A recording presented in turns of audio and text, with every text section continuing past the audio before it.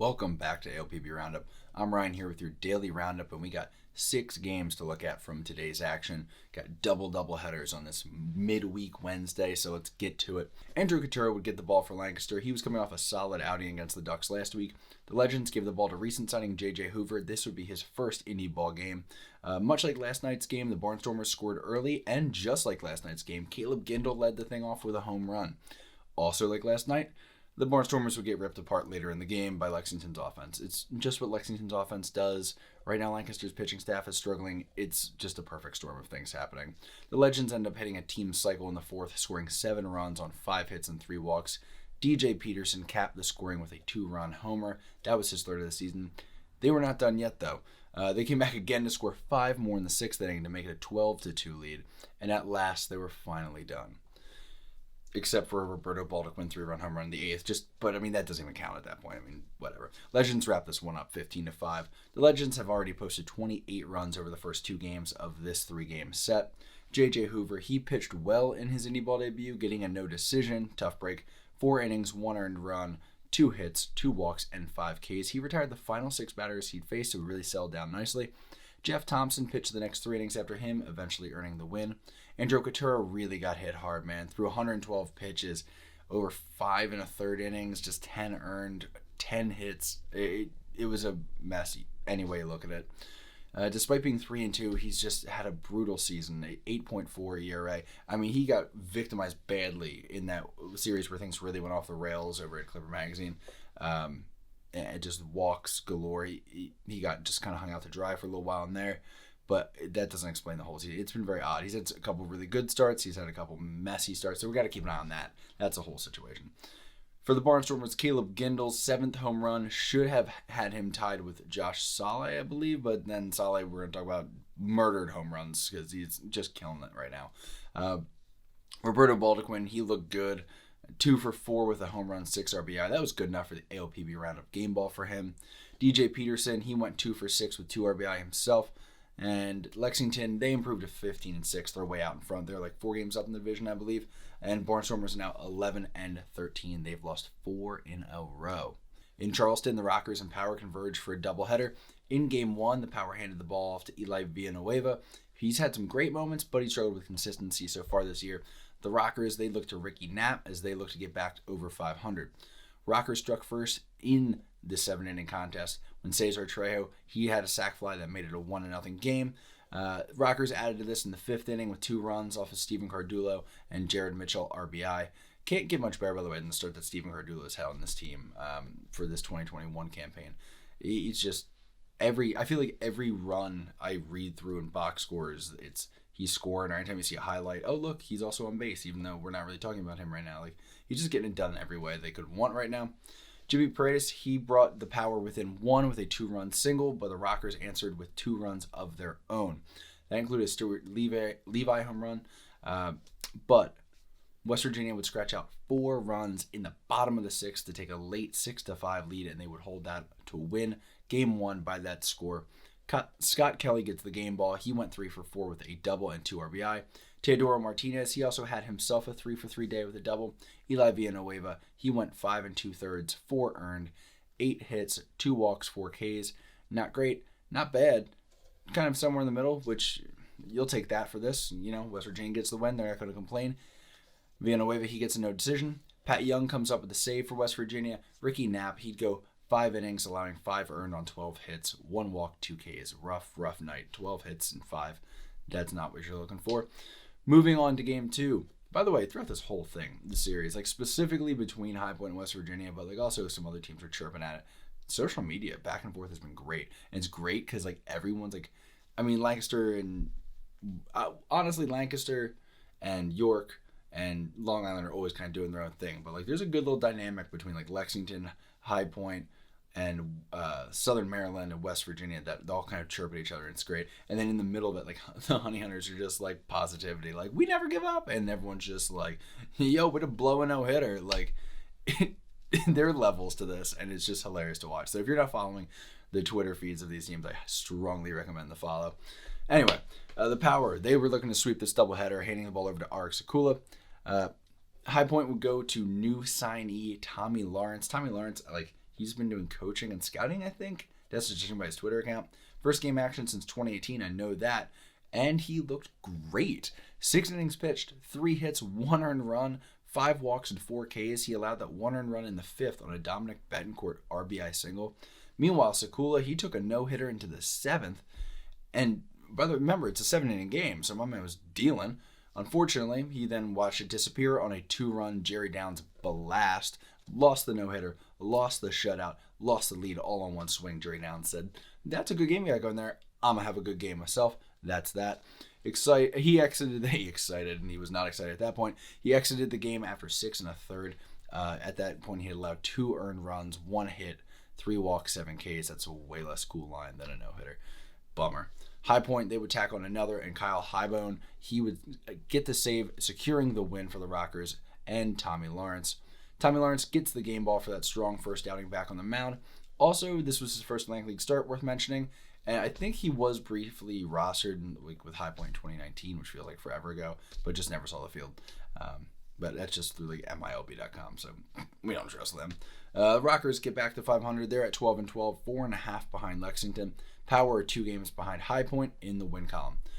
Day off tomorrow for both teams, actually kind of odd, and scheduled it for 1 game, and this was a scheduled doubleheader.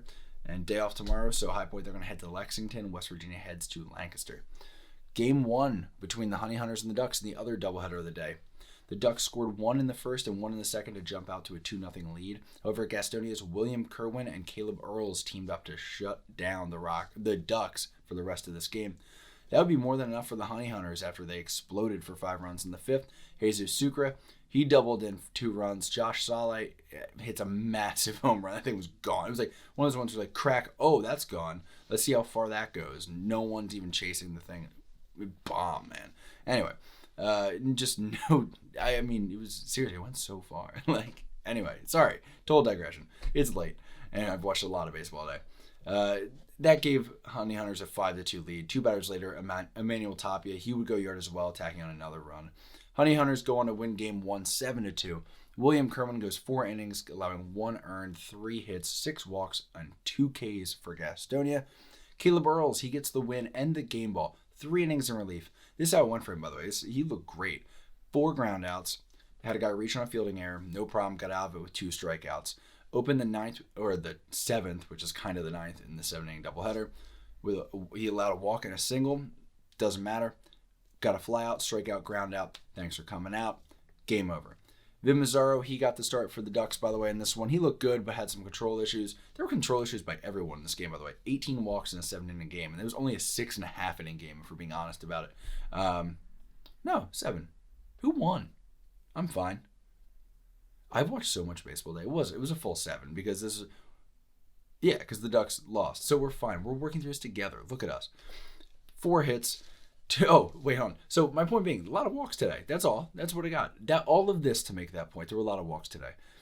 Vin Mazzaro goes 4 innings, 2 earned, 3 hits, 6 walks, 3 Ks. He gets a no decision. My decision after this is going to be to go to sleep.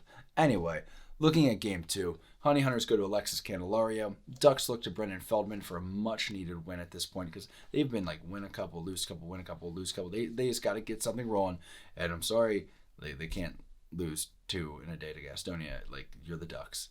And the Ducks, I mean, they're really not going to get swept at home in a doubleheader against the Honey Hunters, right? They can't, right? No, they can't. The Ducks would win this one. Ducks earn the split for the day behind a prototypical Brendan Feldman start. Like, 6 innings, 2 earned, 3 walks, 8 strikeouts, all of them swinging, 110 pitches. If I heard that line and had to guess the arm that threw it, I'm 50-50. I'm telling you, it was Brendan Feldman or it was Darryl Thompson. Those are your guys. That's it. The most Atlantic League pitching line for those 2 guys. And before you pitch that line in a game in the Atlantic League, you actually have to call both of them to ask permission. They have to sign off that you're allowed to do it. Fun fact. A lot of people didn't know that. Feldman gets the win. He's 1-1. Michael Tonkin remaining untouchable. Notches his 4th save. Still is not allowed an earned run. Candelario scatters 8 hits and 3 earned over 5 innings in a losing effort. He drops to 0-2. Hector Sanchez went 2 for 2 with a 2-run homer and a walk. He gets the ALPP Roundup game ball in this one. Josh Saleh homered again. Why not? 2nd of the day, leading the league with 1.080 OPS. 5 for 12 with 3 home runs and 7 walks since going 0 for 12 over the weekend. Over the week. Last week? Hold on. Yes. Dude, we're out here struggling, man. Whew. We got one more game to go. Let's just do this thing. Southern Maryland looked to keep the momentum going after winning 6 of their last 7. They'd throw Mike Devine against York's Duke Von Schaman. Great name, man. Every time, great name. Josh McAdams went Yahtzee for a 2-run bomb in the second to get things rolling for Southern Maryland. York got one back in the bottom half, but Dario Pisano answered for Southern Maryland with a 2-run homer of his own in the third, and the Blue Crabs were just off and running at that point. At one point in this one, the Blue Crabs and the Revs actually traded 3-run 8th innings, which is kind of funny, but the Blue Crabs won this one fairly comfortably 9-5. Mike Devine goes 7 innings and grabs the win. 2 earned runs, 5 hits, 2 walks, and 11 strikeouts in those 7 innings. Good enough to earn the game ball. That's his 3rd game ball of the year. 3-2 on the season, 3 wins, got AOP Roundup game balls in all 3 of them. So when he shows out, he shows out. Mike Devine is liable to shove on any given day. Von Schaman wears the Owl, falling to 1-3 with an ERA approaching 7.4 after this one. 6 innings, 6 earned, 10 hits, and 3 walks, or 3 Ks. That's becoming slightly regular for him, and York needs a lot more out of him in the division they're in and just the rotation they have. So we'll keep an eye on Duke Von Schaman moving ahead. For Southern Maryland, Matt Hibbert went 3 for 5 with a double. He's now batting .355 with a .907 OPS, and Josh McAdams goes 2 for 5 with a homer. Same goes for Dario Pisano, twinning, 2 for 5 with a homer. Carlos Castro, so good at baseball. Carlos Castro remains the best hitter in the league. 2 for 4 today with a triple and a homer. That's another 3 RBI on his total. He is batting .465. He's got a 1.373 OPS, 7 home runs, 5 homers in 6 games, I think, something like that. It's getting hard to keep track of the stats he's putting up. York fans, Atlantic League fans, enjoy him while you can. I get a feeling we might not see much more Carlos Castro. I just get that. Josh Saleh as well. I mean, home run leaders don't last long. For the most part. That's all. Anyway, Southern Maryland has now won 7 of 8, and they are in hot pursuit of Long Island. They were in the basement last week. They are almost at the top. They've moved from 4th to 2nd, and they're chasing. York remains at the bottom of the North Division. They're going to try to battle their way back out of there. It's very tight. Everyone's within about 2.5 games, so it's not like they're long gone or anything like that. But, I mean, they are on the bottom. You got to be aware of that. Finally, that's all the action that we have. 6 games. That's a lot. I'm going to wrap this thing up. No notes. Have a good night. More baseball tomorrow. 3 games, though. Only 3. Because remember, West Virginia High Point, we're like, we'll just do this in 2 days. Cool. I'm Ryan. Have a good one.